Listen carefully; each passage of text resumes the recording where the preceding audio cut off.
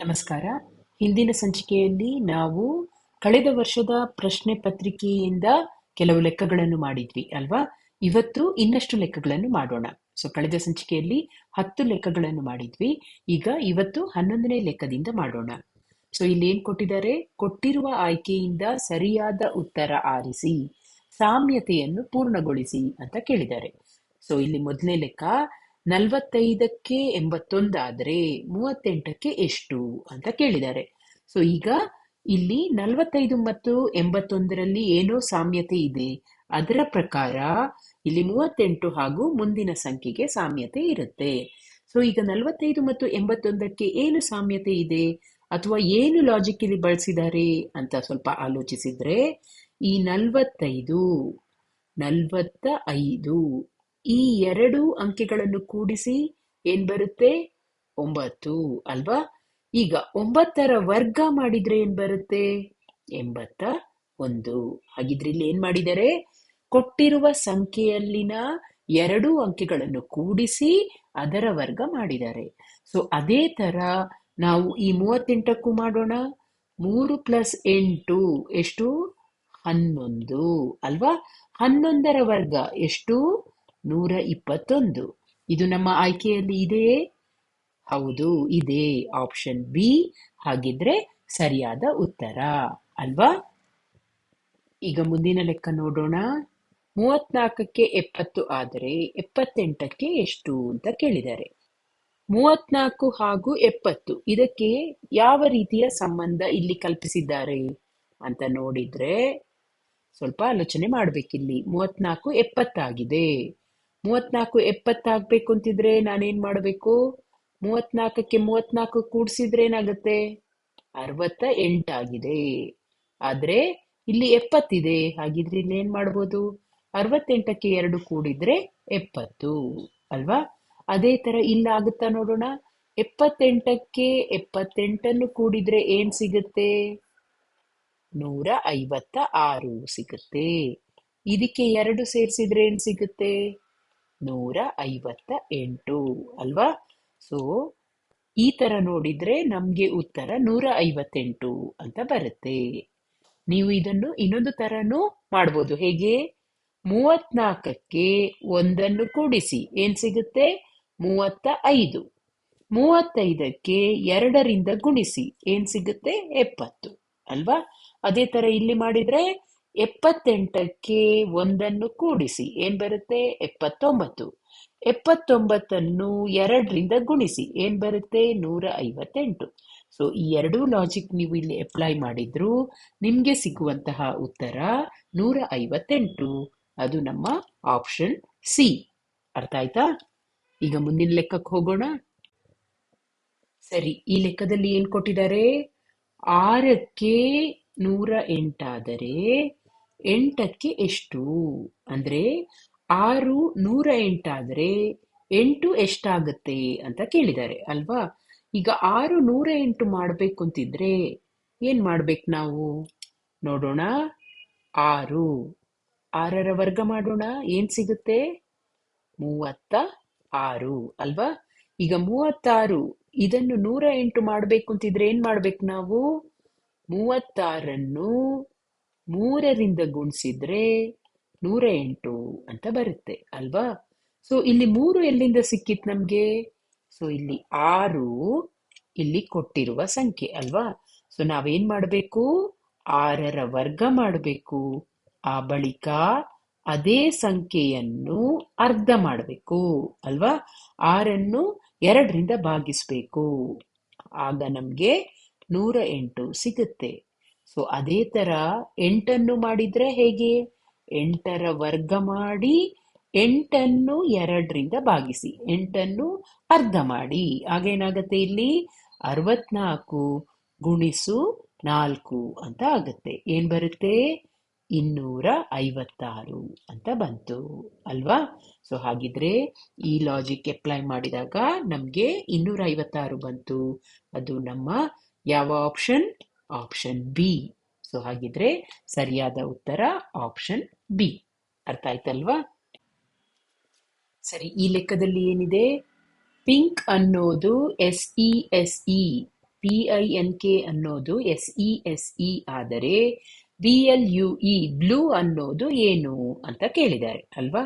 ಈಗ ಪಿಂಕ್ ಮತ್ತು SESEಗೆ ಇರುವಂತಹ ಸಂಬಂಧ ನಾವು ನೋಡಬೇಕು. ಸೊ PINK ಇದ್ದದ್ದು ಏನಾಗಿದೆ,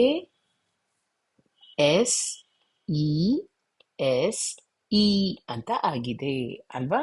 ಈಗ ಪ್ರತಿ ಜಾಗದಲ್ಲಿರುವಂತಹ ಅಕ್ಷರಗಳನ್ನು ಸ್ವಲ್ಪ ಗಮನಿಸೋಣ. ಈಗ ಮೊದಲನೇ ಅಕ್ಷರ ಪಿ ಇದ್ದದ್ದು ಎಸ್ ಆಗಿದೆ. ಈಗ ಪಿ ಮತ್ತು ಎಸ್ಸಿಗೆ ನಡುವೆ ಎಷ್ಟು ಗ್ಯಾಪ್ ಇದೆ ನೋಡೋಣ. ಪಿ ಆದ್ಮೇಲೆ QRS ಅಂದ್ರೆ ಎರಡು ಅಕ್ಷರ ಜಂಪ್ ಆಗಿದೆ ಅಲ್ವಾ. ಈಗ ಐ ಮತ್ತು ಇಗೆ ಎಷ್ಟು ಗ್ಯಾಪ್ ಇದೆ. ಓಕೆ, ಈಗ ಇ ಆದ್ಮೇಲೆ ಐ ಬರೋದು ಅಲ್ವಾ. ಐ ಆದ್ಮೇಲೆ ಇ ಅಲ್ಲ, ಇ ಆದ್ಮೇಲೆ ಐ ಬರೋದು. ಹಾಗಿದ್ರೆ ಇಲ್ಲಿ ಉಲ್ಟಾ ನೋಡೋಣ. ಇ ಆದ್ಮೇಲೆ ಐ ಯಾವಾಗ ಬರುತ್ತೆ. ಇ ಆದ್ಮೇಲೆ FGHI ಅಂದ್ರೆ ಇಲ್ಲಿ ಇ ಮತ್ತೆ ಐಗೆ 3 ಗ್ಯಾಪ್ ಇದೆ ಅಲ್ವಾ. ಆಮೇಲೆ ಎನ್ ಮತ್ತೆ ಎಸ್ ಗೆ ನೋಡೋಣ. MNOPQRS ಅಂದ್ರೆ ಎನ್ ಆದ್ಮೇಲೆ ಎಸ್ ಬರುತ್ತೆ. ಎನ್ ಆದ್ಮೇಲೆ OPQR ಅಂದ್ರೆ 4 ಅಕ್ಷರಗಳನ್ನು ಜಂಪ್ ಮಾಡಿ ಎಸ್ ಬಂದಿದೆ ಅಲ್ವಾ. ಕರೆಕ್ಟ್. ಈಗ ಕೆ ಮತ್ತು ಇಗೆ ಏನಿದೆ, ಇ ಆದ್ಮೇಲೆ ಕೆ ಬರೋದು. ಸೊ ಇಲ್ಲೂ ಅಷ್ಟೇ ಏನಾಗಿದೆ, ಉಲ್ಟಾ ನಾವು ನೋಡ್ಬೇಕು. ಇ ಆದ್ಮೇಲೆ FGHIJK ಅಂದ್ರೆ 5 ಅಕ್ಷರ ಹಿಂದೆ ಹೋಗಿದೆ ಅಲ್ವಾ. ಸೊ ಇದೇ ಲಾಜಿಕ್ ಅನ್ನು ಈ ಬ್ಲೂಗೂ ತಗೊಂಡ್ರೆ ಏನ್ ಬರುತ್ತೆ ಅಂತ ನೋಡೋಣ. ಇಲ್ಲಿ ಈ ಬಿ ಅನ್ನೋದು ಎಲ್ಲಿಗೆ ಜಂಪ್ ಆಗುತ್ತೆ, 2 ಅಕ್ಷರ ಜಂಪ್ ಮಾಡ್ಬೇಕು ಅಂತಿದ್ರೆ ಬಿ ಆದ್ಮೇಲೆ CD ಬಿಟ್ಟು ಇ ಅಲ್ವಾ. ಆಮೇಲೆ ಎರಡನೇ ಅಕ್ಷರ ಏನಾಗಿದೆ, ಉಲ್ಟಾ ಅಲ್ವಾ. ಎಲ್ಲ 3 ಅಕ್ಷರಗಳ ಹಿಂದೆ ಯಾವ ಅಕ್ಷರ ಇದೆ ಹೇಳ್ಬೋದಾ. ಎಲ್ಲ 3 ಅಕ್ಷರಗಳ ಹಿಂದೆ ಲೆಕ್ಕ ಮಾಡಿ ಹೆಚ್ ಬರುತ್ತೆ ಅಲ್ವಾ. HIJK ಆದ್ಮೇಲೆ ಎಲ್ ಅಲ್ವಾ. ಈಗ ಯು ಆದ್ಮೇಲೆ ಈಗ ಮೂರನೇದೇನು, ಇಲ್ಲಿ ಎನ್ ಆದ್ಮೇಲೆ 4 ಅಕ್ಷರಗಳ ನಂತರ ಎಸ್. ಹಾಗಿದ್ರೆ ಯು ಆದ್ಮೇಲೆ 4 ಅಕ್ಷರಗಳ ನಂತರ ಏನ್ ಬರುತ್ತೆ ನೋಡೋಣ. ಯು ಆದ್ಮೇಲೆ VWXY, ವೈ ಆದ್ಮೇಲೆ ಏನ್ ಬರುತ್ತೆ, ಝೆಡ್ ಬರುತ್ತೆ. ಈಗ ಕೊನೆಯ ಅಕ್ಷರ ಇಲ್ಲೂ ಅಷ್ಟೇ ಉಲ್ಟಾ ಅಲ್ವಾ. ಸೊ ಈ ಬರ್ಬೇಕು ಅಂತಿದ್ರೆ ಅದರ ಮುಂಚೆ 5 ಅಕ್ಷರಗಳ ಮುಂಚೆ ಏನಿತ್ತು ಅದನ್ನು ನಾವು ನೋಡ್ಬೇಕು. ಸೊ ಈಯ 5 ಅಕ್ಷರಗಳ ಮುಂಚೆ ಅಂದ್ರೆ ಏನಾಗುತ್ತೆ ಹೇಳಿ ನೋಡೋಣ. ABCDE ಅಲ್ವಾ. ಸೊ ಈ ಇಲ್ಲಿದೆ, ಹಿಂದೆ ಹೋಗ್ಬೇಕು. ಸೊ ಇದು 1 2 3 4 5 ಅಕ್ಷರ ಬಿಟ್ಟು.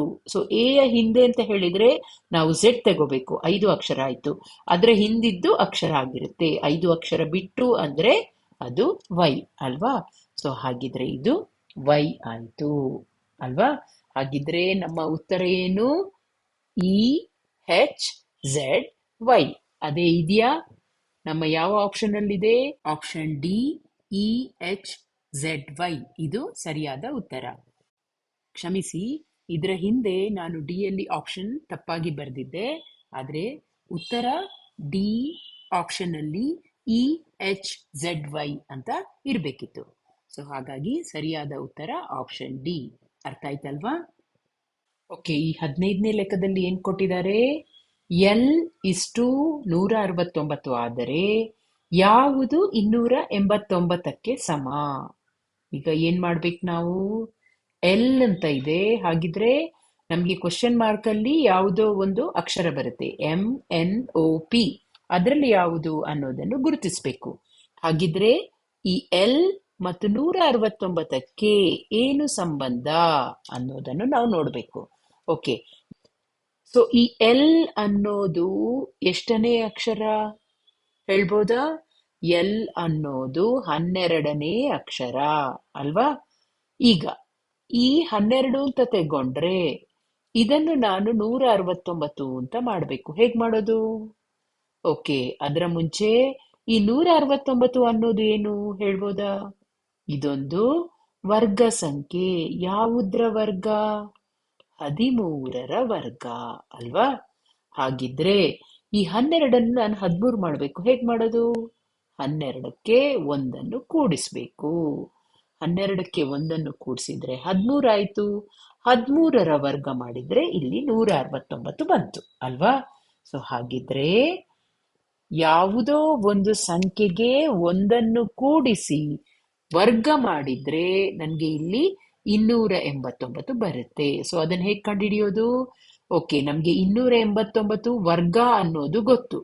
ಸೊ ಅದರ ವರ್ಗಮೂಲ ಕಂಡು ಹಿಡೀರಿ. ಏನು? 289ರ ವರ್ಗಮೂಲ 17 ಅಲ್ವಾ? ಈಗ 17ರ ವರ್ಗ 289, ಕರೆಕ್ಟ್? ಈಗ ಹಾಗಿದ್ರೆ ವಾಪಸ್ ನಾವು ರಿವರ್ಸ್ ತಗೊಳ್ಳದಿದ್ರೆ ಇಲ್ಲಿ ಏನ್ ಮಾಡಬೇಕು? ಇಲ್ಲಿ 12ಕ್ಕೆ 1ಅನ್ನು ಕೂಡ್ಸಿದ್ವಿ. ಸೊ ಇಲ್ಲಿ 17 ಅನ್ನೋದು ಹೇಗ್ ಬಂತು? 16ಕ್ಕೆ 1ಅನ್ನು ಕೂಡ್ಸಿದ್ರೆ 17 ಅನ್ನೋದು ಬಂತು ಅಲ್ವಾ? ಈಗ 12 ಅನ್ನೋದು ಏನು? ಎಲ್ ಅಲ್ವಾ? ಹಾಗಿದ್ರೆ 16 ಅನ್ನೋದು ಏನು? ಆ ಅಕ್ಷರ ನಮ್ಮ ಉತ್ತರ. ಸೊ 16ನೇ ಅಕ್ಷರ ಯಾವುದು? 16ನೇ ಅಕ್ಷರ ಪಿ ಅಲ್ವಾ? ಸೊ ಪಿ ಅನ್ನೋದು 16ನೇ ಅಕ್ಷರ. ಹಾಗಿದ್ರೆ ನಮ್ಮ ಉತ್ತರ ಆಪ್ಷನ್ ಡಿ. ಅರ್ಥ ಆಯ್ತು ತಾನೇ? ಸರಿ, ಈಗ ಮುಂದಿನ ಲೆಕ್ಕ ನೋಡೋಣ. ಇಲ್ಲಿ ಚಿಹ್ನೆಯನ್ನು ಸರಿಯಾಗಿ ಆದೇಶ ಮಾಡಿ ಅಂತ ಕೊಟ್ಟಿದ್ದಾರೆ. ಸೊ 5 ಸಂಖ್ಯೆಗಳಿವೆ, ಅದರ ನಡುವೆ 4 ಚಿಹ್ನೆಗಳಿವೆ. ಸೊ ಇಲ್ಲಿ ಕೊಟ್ಟಿರುವಂತಹ ಆಯ್ಕೆಗಳಲ್ಲಿ ಯಾವ ಚಿಹ್ನೆಗಳನ್ನು ಆತರ ಹಾಕಿದ್ರೆ ನಮ್ಗೆ ಸರಿಯಾಗಿ ಅದು ಆಗುತ್ತೆ ಅನ್ನೋದನ್ನು ನಾವು ಚೆಕ್ ಮಾಡಬೇಕು. ಆತರ ನಾವು ಇಲ್ಲಿ ಚೆಕ್ ಮಾಡಿದ್ರೆ ನಮ್ಗೆ ಇಲ್ಲಿ ಉತ್ತರ ಆಪ್ಷನ್ ಬಿ ಅನ್ನೋದು ಸಿಗುತ್ತೆ. ಕರೆಕ್ಟಾ ಅಂತ ನೋಡೋಣ. ಉಳಿದದ್ದನ್ನು ನೀವಾಗಿ ಚೆಕ್ ಮಾಡಿ. ನಾನಿಲ್ಲಿ ಉತ್ತರ ಸರಿಯಾದದನ್ನು ಮಾತ್ರ ಮಾಡಿ ಒಮ್ಮೆ ತೋರಿಸ್ತೀನಿ. ಸೊ ಈಗ 30 ಮೊದಲಿನ ಸ್ಟಾರ್ ಜಾಗದಲ್ಲಿ ಮೈನಸ್ ಹಾಕ್ತೀನಿ, ಆಮೇಲೆ 2, ಆಮೇಲೆ ಸಮ ಚಿಹ್ನೆ, ಆಮೇಲೆ 3, ಆಮೇಲೆ ಗುಣಾಕಾರ ಚಿಹ್ನೆ, ಆಮೇಲೆ 8, ಆಮೇಲೆ ಪ್ಲಸ್ 4. ಇದಾಗುತ್ತಾ ನೋಡೋಣ. 30 ಮೈನಸ್ 2 ಅಂದ್ರೆ 28 ಸಮ ಇಲ್ಲಿ 8 3 24. ಫಸ್ಟ್ ನಾವು ಗುಣಾಕಾರ ಮಾಡಬೇಕು ಅಲ್ವಾ? ಗೊತ್ತಿದೆ ಅಂತ ಅನ್ಕೋತೀನಿ. ಬಾಡ್ ಮಾಸ್ ಅಲ್ವಾ? So 3 8 24 plus 4. ಸೊ ಎಷ್ಟು ಬಂತು? 24 ಪ್ಲಸ್ 4 ಅಂದ್ರೆ 28. ಹಾಗಾಗಿ ಆಪ್ಷನ್ ಬಿ ಸರಿಯಾದ ಉತ್ತರ. ಓಕೆ, ಈಗ 17ನೇ ಲೆಕ್ಕ ನೋಡೋಣ. ಇಲ್ಲೂ ಸಹ 4 ಜಾಗದಲ್ಲಿ ಸರಿಯಾದ ಚಿಹ್ನೆಯನ್ನು ನೀವು ಹಾಕ್ಬೇಕು. ಸೊ ಯಾವ ಆಪ್ಷನ್ ಸರಿಯಾಗಿದೆ ಇದರಲ್ಲಿ? ನೀವು ಪ್ರತಿ ಒಂದು ಆಪ್ಷನ್ ಅನ್ನು ಹಾಕಿ ಪ್ರಯತ್ನಿಸಿ ನೋಡ್ಬೇಕು ಸರಿಯಾಗುತ್ತೋ ಇಲ್ವೋ ಅಂತ. ಸೊ ಆಗ ನನ್ಗೆ ಇಲ್ಲಿ ಸರಿಯಾಗಿ ಕಂಡದ್ದು ಆಪ್ಷನ್ ಡಿ. ಅದು ಸರಿ ಇದೆಯಾ ಅಂತ ಒಮ್ಮೆ ನೋಡೋಣ. ಸೊ ಇಲ್ಲಿ ಏನಾಗತ್ತೆ? ಬ್ರಾಕೆಟ್ ಅಲ್ಲಿ 4. ಸೊ ಆಪ್ಷನ್ ಡಿ ಅಲ್ಲಿ ಮೊದಲು ಪ್ಲಸ್ ಚಿಹ್ನೆ ಇದೆ. 4 ಪ್ಲಸ್ 2, ಆಮೇಲೆ ಏನ್ ಬರುತ್ತೆ? ಗುಣಾಕಾರ ಚಿಹ್ನೆ 6 ಅಲ್ವಾ? ಆಮೇಲೆ ಏನ್ ಬರುತ್ತೆ? ಭಾಗಾಕಾರ ಚಿಹ್ನೆ 12, ಆಮೇಲೆ ಏನ್ ಬರುತ್ತೆ? ಸಮ ಚಿಹ್ನೆ 3. ಈ ತರ ಹಾಕಿದ್ರೆ ಸರಿ ಉತ್ತರ ಬರುತ್ತಾ? ಒಮ್ಮೆ ಚೆಕ್ ಮಾಡೋಣ. 4 ಪ್ಲಸ್ 2 ಏನಾಯ್ತು? 6 ಆಯ್ತು. 6 ಗುಣಿಸು 6 ಏನಾಯ್ತು? 36 ಆಯ್ತು. 36 ಭಾಗಿಸು 12 ಏನಾಯ್ತು? 3 ಆಯ್ತು. ಕರೆಕ್ಟಾ? 12 2 24, 12 3 36. ಸೊ ಇದು ಸರಿಯಾದ ಉತ್ತರ ಅಲ್ವಾ? ಓಕೆ, ಮುಂದಿನ ಲೆಕ್ಕಕ್ಕೆ ಹೋಗೋಣ. ಸೊ ಈ ಲೆಕ್ಕದಲ್ಲಿ ಏನ್ ಹೇಳಿದ್ದಾರೆ? ಗಣಿತದ ಹೇಳಿಕೆ ಸರಿಯಾಗಲು ಅದಲು ಬದಲು ಮಾಡಬೇಕಾದ ಸರಿಯಾದ ಚಿಹ್ನೆಗಳು ಅಥವಾ ಸಂಖ್ಯೆಗಳನ್ನು ಗುರುತಿಸಿ.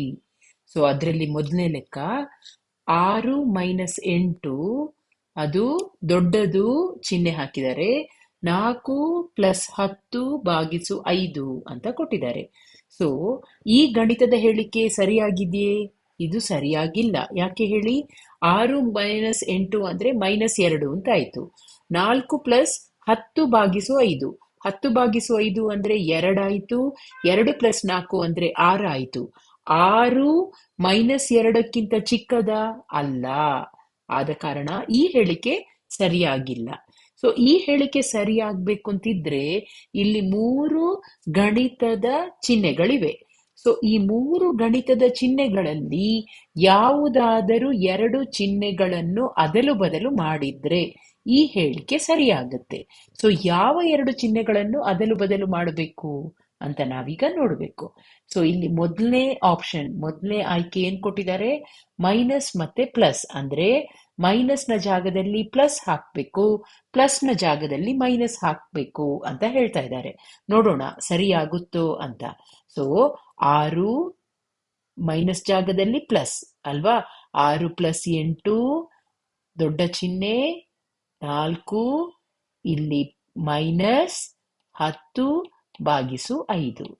ಸೊ ಏನಾಗತ್ತೆ? 6 + 8 ಅಂದ್ರೆ 14 ಆಯಿತು. ದೊಡ್ಡದು ಇಲ್ಲಿ 4 ಕಳೆ 10/5 ಮೊದಲು ಮಾಡಬೇಕು ಬಾಡ್ ಮಾಸ್ ಪ್ರಕಾರ ಅಲ್ವಾ? ಸೊ 10/5 ಅಂದ್ರೆ 2 ಆಯ್ತು. ಸೊ 14 ದೊಡ್ಡದು ಯಾವುದಕ್ಕಿಂತ? 4 - 2 2ಕ್ಕಿಂತ ದೊಡ್ಡದು. ಸರಿ ಅಲ್ವಾ ಇದು? ಸರಿ. ಆದ ಕಾರಣ ನಮ್ಮ ಈ ಮೊದಲನೇ ಆಪ್ಷನ್ ಸರಿಯಾದ ಉತ್ತರ. ಸರಿ, ಈಗ ಮುಂದಿನ ಲೆಕ್ಕ ಮಾಡೋಣ.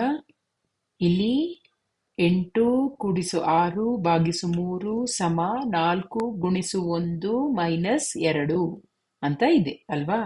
ಕೊಟ್ಟಿರುವ ಆಯ್ಕೆಗಳಲ್ಲಿ ಏನಿದೆ? ಚಿಹ್ನೆಗಳಿಲ್ಲ, ಸಂಖ್ಯೆಗಳನ್ನು ಕೊಡಲಾಗಿದೆ. ಅಂದ್ರೆ 3, 2, 8, 4, 1, 2, 3, 1 ಅಂತ ಕೊಟ್ಟಿದ್ದಾರೆ ಅಲ್ವಾ? ಅಂದ್ರೆ ಅರ್ಥ ಏನು? ಕೊಟ್ಟಿರುವ ಆಯ್ಕೆಗಳಲ್ಲಿ ಇರುವ ಸಂಖ್ಯೆಗಳ ಜಾಗವನ್ನು ಅದಲು ಬದಲು ಮಾಡಿದ್ರೆ ಈ ಹೇಳಿಕೆ, ಈ ಸ್ಟೇಟ್ಮೆಂಟ್ ಸರಿಯಾಗತ್ತೆ. ಸೊ ಯಾವ ಆಯ್ಕೆ ಅಂತ ಕೇಳಿದ್ದಾರೆ. ಸೊ ನಾವು ಪ್ರಯತ್ನ ಪಡೋಣ. ಸೊ ಮೊದಲನೇದು 3 ಮತ್ತು 2.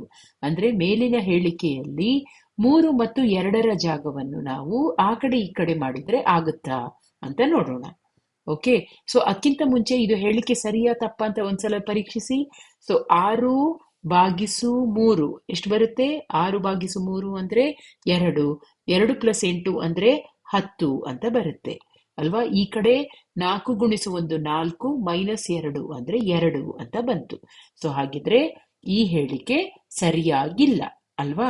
ಹಾಗಿದ್ರೆ ಈ ಹೇಳಿಕೆ ಸರಿಯಾಗ್ಬೇಕು ಅಂತಿದ್ರೆ ನಾವೇನ್ ಮಾಡ್ಬೇಕು? ಇಲ್ಲಿ ಮೊದಲು ಟ್ರೈ ಮಾಡೋಣ. ಆಯ್ಕೆ ಎ 3 ಮತ್ತು 2ರ ಜಾಗವನ್ನು ಆ ಕಡೆ ಈ ಕಡೆ ಮಾಡೋಣ. ಅಂದ್ರೆ ಇಲ್ಲಿ 8 + 6/2 = 4 × 1 - 3 ಅಂತ ಮಾಡೋಣ. ಆಗುತ್ತಾ ನೋಡೋಣ. 8 + 6/2 ಅಂದ್ರೆ 3 ಆಯ್ತು. 4 × 1 ಅಂದ್ರೆ 4 ಆಯ್ತು, -3. 8 + 3 ಅಂದ್ರೆ 11 4 - 1 ಅಂದ್ರೆ 4 - 3 ಅಂದ್ರೆ 1. ತಪ್ಪಾಗಿದೆ ಅಲ್ವಾ? ಸೊ ಆಯ್ಕೆ 1 ಎ ಅಲ್ಲ. ಸೊ ಎರಡನೇ ಆಯ್ಕೆ ನೋಡೋಣ. 8 ಮತ್ತು 4ರ ಜಾಗವನ್ನು ಎಕ್ಸ್ಚೇಂಜ್ ಮಾಡೋಣ. ಸೊ 8ರ ಜಾಗದಲ್ಲಿ ಇಲ್ಲಿ 4 ಹಾಕ್ಬೇಕು. ಅಂದ್ರೆ 4 + 6/3 4ರ ಜಾಗದಲ್ಲಿ 8 8 × 1 - 2 ಸರಿಯಾಗುತ್ತಾ ನೋಡೋಣ. ಇಲ್ಲಿ 6/3 ಅಂದ್ರೆ 2 2 + 4 ಅಂದ್ರೆ 6 8 8 - 2 ಅಂದ್ರೆ 6. ಹಾಗಿದ್ರೆ ಇದು ಸರಿಯಾದ ಆಯ್ಕೆ ಅಲ್ವಾ?